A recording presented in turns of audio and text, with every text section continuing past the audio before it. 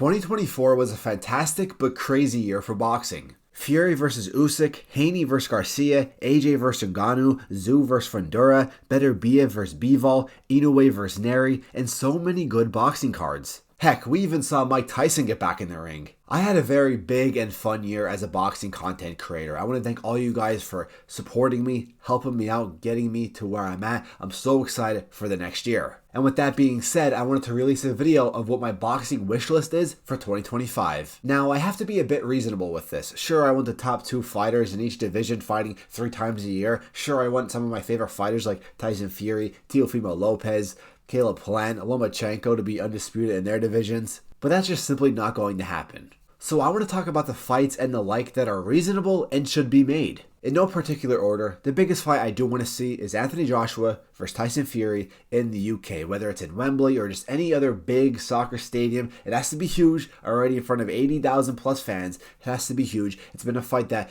we've been wanting to see for almost a decade now.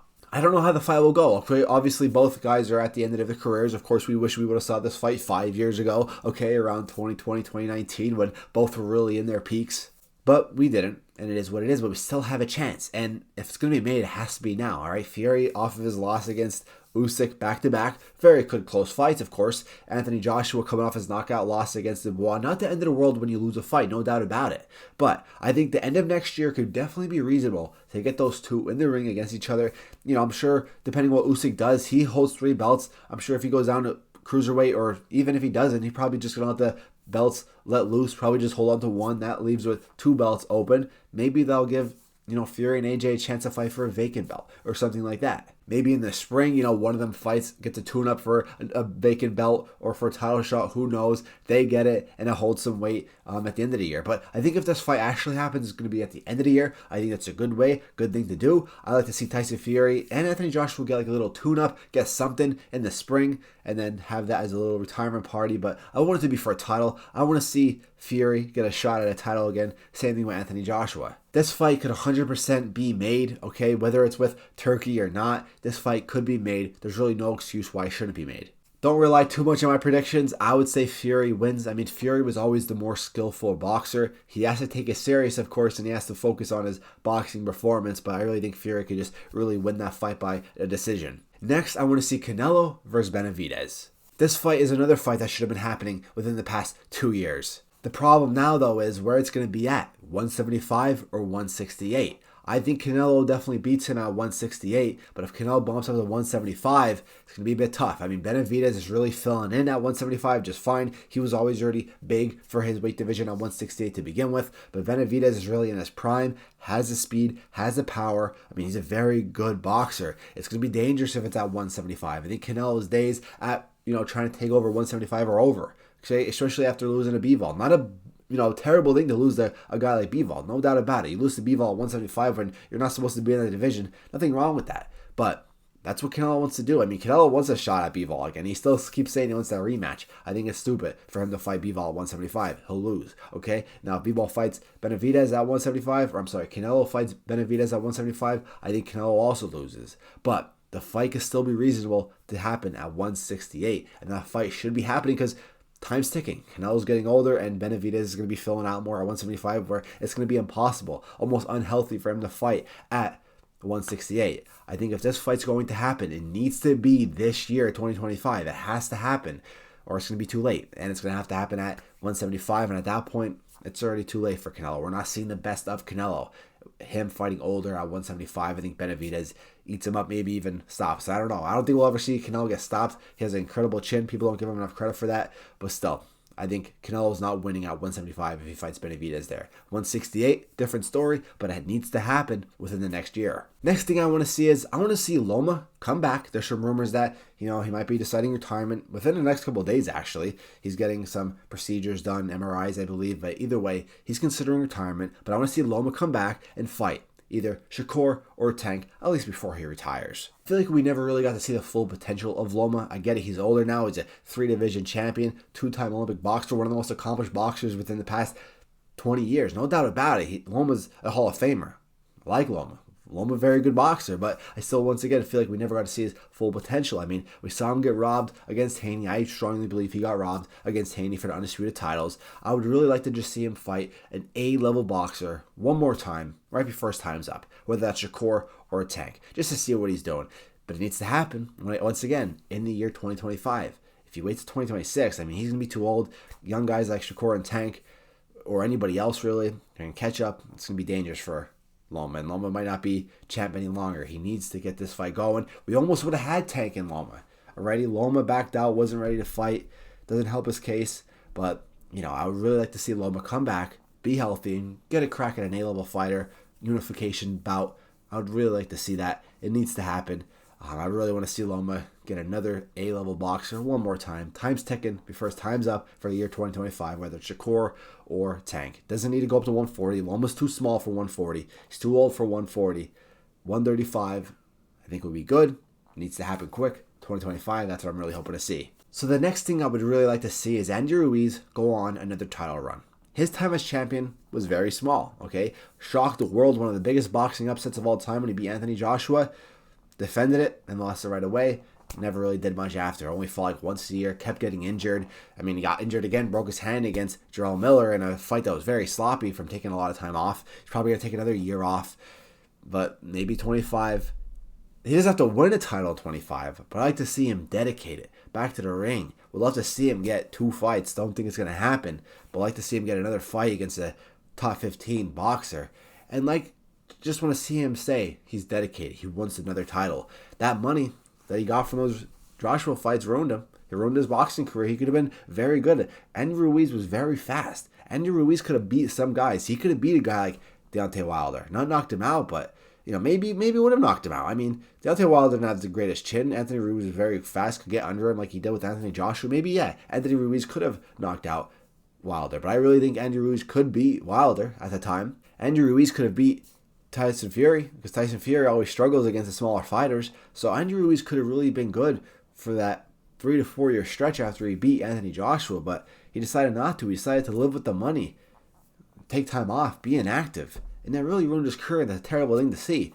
Something I would like to see happen, wish to see happen, is Andy Ruiz come back, say he's dedicated, and really go for a title run within the next couple of years. Hopefully it starts in 25. That's probably, out of all this list, is probably the least reasonable. But it sucks, because I really want to see Andy Ruiz go at it. We didn't get to see much of him in his prime, unfortunately. And he's out of his prime now, but I'd like to just see him at least get another title shot. But he needs to earn it, okay? He needs to earn a title shot by getting 1 or 2 more solid wins before getting it. Staying active. Not just get it just because he's Andy Ruiz and I like to see it. He needs to earn the title shot. Next, I would like to see Teofimo Lopez become the unified champion and really test his limits. I really feel like Teofimo Lopez has the potential to be a top 10, maybe even top 5 pound-for-pound fighter. He's another young guy that I really see so much potential in him. Now, you might be mentioning some of the fights that he had over the past couple of years.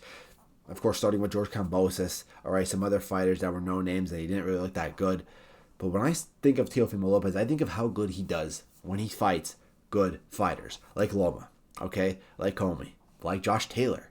We saw those 3 fighters that are good fighters that he wasn't expected to win, really. And he won. And he outclassed them. A lot of people like to say the Loma fight was robbed. Loma was robbed against Teofimo Lopez. Like I mentioned, I'm a huge Loma fan, but he was not robbed. Teofimo had his number that night. He had his number, and he was the better fighter. Looked down on his opponent with Kambosos, lost. Looked down on his opponent with other fighters after that fights. And didn't lose, but very close fights, controversial fights. But then fights Josh Taylor, former undisputed 140-pounder. Guy that was expected to beat Teofimo Lopez. And Teofimo Lopez won 10 or 11 rounds already. So what he does against good fighters makes me want to say that he could beat guys like Tank. He could beat Haney. He could beat any champion at 140. He really could. I want to see him test his limits. There's some rumors that he wants to fight Boots Ennis and this and that. He might fight him. We'll see. I just want to see him push his limits at 140. Okay? He was training with Canelo. I think that's a very good thing to do. Teo's more of a character in boxing, of course, not the most serious. He takes a year of being serious, pushing his limits. I'm serious. I'm telling you. Come back to this video. Teofimo Lopez could one day be undisputed. He could be a seriously Hall of Fame fighter, top 5 pound-for-pound fighter. He needs to get on it, though. All right, he's pushing 30, I believe. Almost 30. Or whatever it is. He's still young, though. Still in that time capsule where he could become a Hall of Fame fighter, and it could start right now. but it needs to happen right now. So 25, I like to see him get at least 2 fights, get a unification fight. I think he'll win it. I want to see it happen and just really test his limits, see how far he could go. I would like to see Caleb Fight get 2 fights this year. Caleb Fight was a very good boxer, active boxer before Canelo, got that payday, only had, I think, like 3 fights since.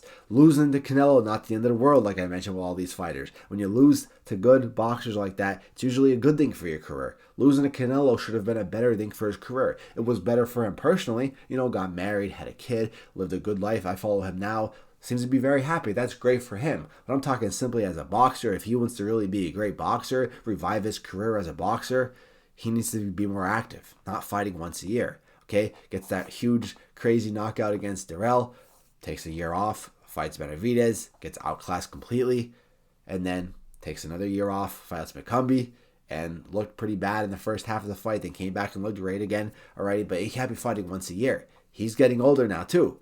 I want to see him get at least 2 fights, with one of them being a title. The next fight doesn't have to be a title, but the second fight should be for a title.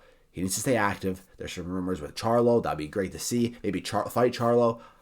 Maybe fight Berlanga for a vacant belt. But he needs to stay active. Can't be fighting bums like McCumbee. Try to fight a top 10 contender at 168. Let's see it happen. Caleb Plant needs to stay active, at least 2 fights, 1 for a title. I really want to see that. But if Caleb Plant wants to revive his boxing career, maybe he doesn't. That's fine. If you want to live with the money that you've been making off of your big fights with Benavidez and Canelo, that's fine. That's fine. But I'm just saying specifically as a boxer. If you want to revive your boxing career, reach your full potential, I think Plant should get 2 fights, stay active, and maybe there'll be some chance for that. Next, I would like to see Inoue versus Nakatani in Japan. That fight needs to be made. But the thing is, that's probably the most realistic one because Inoue ducks no smoke. Nakatani, he's not ducking no smoke. I feel like this is a fight that both of these guys want. In Japan, they're 2 Japanese superstars. There's rumors that could happen outside of Japan. That'd be so stupid. Turkey better not get involved, making it in boring Saudi Arabia. Nobody in America should be trying to bring it here. It needs to happen in Japan. 2 Japanese superstars. I'd hate to see it on a Tuesday morning, but if that's what they got to do to make it happen, make it happen. Inoue is top 3 pound for pound right now, top 2 probably. When he's active, it's hard between him and Usyk. I'd say top 2, not top 3. It's him or Usyk. I have to give it to Usyk right now because he's, once again, just coming off that huge win against Fury again. But Inoue and Usyk go back and forth basically every time they fight. But it's a good fight. Nakatani, bantamweight champion. Inoue, undisputed champion. I think Inoue could become champion all the way up to lightweight, honestly. Not undisputed, but definitely win a belt all the way up to lightweight. This fight needs to be made. 2 Japanese superstars, something that Japan has never seen before in the sport of boxing. Let's make it happen in Japan at the end of the year, probably. The next thing I like to see, outside of some fights, I made a YouTube short just a day or 2 ago. I'd like to see some live scoring or some judge interviews or something to change it up other than AI judging. I hate the AI judging. But live scoring where after every round, the referee or the judges have to show their scorecards for the crowd to see. Okay, what this will allow is the crowds to make the judges hear their thoughts. If they agree, disagree, okay, boo, right? See the people watching, see how the judges are scoring, maybe put some pressure on these judges to really focus, score. Okay, it also gives the fighters a chance to see where they're at, round by round. Okay, well, they're looking up, oh, I'm losing, I gotta get this round now. We gotta really focus up, change their game plan a bit. Instead of, oh yeah, I'm definitely winning this fight, and everyone knows they're winning this fight, then find out that at the end of the fight, they get robbed. Alrighty? I mean, that we don't need to see that anymore. Robberies, a lot of robberies happened within the past 2 years. I mean, robberies always happened in boxing, but it's very big over the past 2 years, at least that I witnessed. Needs to do some changing up, and I really think it's easy to do. Just try it out. It doesn't have to be, trying out in the first couple of championship fights, but, put it on some undercards, some 8-round fights and 10-round fights. Just try it out. Do it where, well, no, you can't do it where it's unofficial. I mean, basically what they do with the broadcast, when they have some pundits show their scorecard. They show it round after round, but obviously it doesn't hold any weight because it's not an official judge. But basically have that, but the real judge is doing it. Or do some judge interviews, right? If there's a controversial round, or basically any championship fight that goes to the cards, even if it's a robbery or not, just ask the judge some questions. What did they see in round 7, right? What did they see throughout the fight? What did they do to make, why did they score this when Why did they score in favor of this fighter when it's clear that the other fighter landed more punches based off the stats, right? Ask questions like that. We get more of an insight on what these judges are thinking, get some more answers, and if the judges know they're going to be interviewed, pressed, maybe try, to actually focus more up, try to change the way they're judging these fights. I'm not a judge hater, okay? I'm not a referee official hater. I'm a football referee myself, so I respect them, but we got to make sure we're doing the right thing. Got to make sure the judges are scoring the way they need to be. Try to avoid any corruption. Okay, I'm not saying that they're corrupt, but there's a bunch of rumors forever that they are. Well, maybe this could help weed that out. So that's what I like to see. And then the last thing, top of my head, I like to see some bigger fights happen again more in the US and the UK. Okay, Saudi Arabia, I'll admit, is doing some good things for boxing with helping the big fights, the big fighters fight the best. And really just Tyson Fury and Usyk, and then of course Bivol and Benavidez. People like to bring up the Dubois and AJ fight. That fight could have been made without Turkey. Bigger fights have been made without Turkey in Wembley. I mean, AJ versus Klitschko. So many big fights in Wembley. So many big fights in general without Turkey. People gas up Turkey too much. People say he saved boxing. He really just made like 2 or 3 fights. He's really forcing his way in. I'm not trying to hate on Turkey. Once again, I'm not trying to hate. I gotta stop hating. Maybe I gotta stop doing that for 25. But alrighty, I'm sure we all could admit Saudi Arabia is a boring place for these fights. Okay, let's bring them more back to the U.S. Let's make them, more involved in the U.K. If Turkey wants to get involved, go ahead. I mean, what he did with the Crawford versus Madrimov fight, I mean, everything was fine until that concert, right? Eminem performed, I believe it was. That's cool and all, but do it after, right? Don't do it in between fights and all. It just holds things up. But if you want to slap your name on it, slap your Riyadh season little propaganda stuff on the posters, go ahead. But let's get more fights in the US and the UK where there's better atmospheres, please. That's what I like to see. If you take offense to that, I'm sorry, but that's just what I want to see. It's my wish list. I want to see more boxing fights that are big happen in the US or the UK, not Saudi Arabia where none of the fighters on the card are from. Let me know what you guys think. This is a pretty long video, almost 20 minutes. This is going to take a lot to edit probably, but hey, this is fun. Alrighty, this is my wish list. I'm sure there's a bit more that I'll think of after. Let me know down in the comments though. What is your wish list for 25? What's your big fight you want to see? What's your big thing you want to see in the sport of boxing happen? I'm glad the Ring magazine's coming back. Of course, Turkey and Saudi got involved with that, but it's whatever. I like getting the physical copies of Ring Boxing. So I like to probably get one again. I mean, I like physical copies. I like old school stuff. Not everything needs to be digitized, but I know there's money issues involved with that. But either way, let me know down in the comments what you want to see in 25. Let me know what you think of what I said. Make sure to subscribe, guys. Once again, I'm so grateful for how this channel came this year. Biggest year yet on YouTube. I'm so excited to double that next year, guys. I really appreciate you guys. Hope you all have a happy new year. Have a good holiday. Stay safe. And I'll see you next year, guys. I'm out. Peace.